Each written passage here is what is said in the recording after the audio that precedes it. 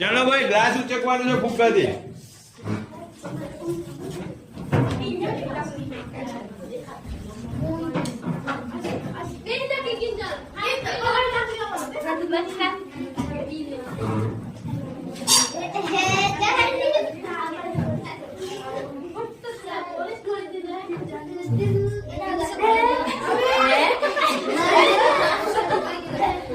થયો?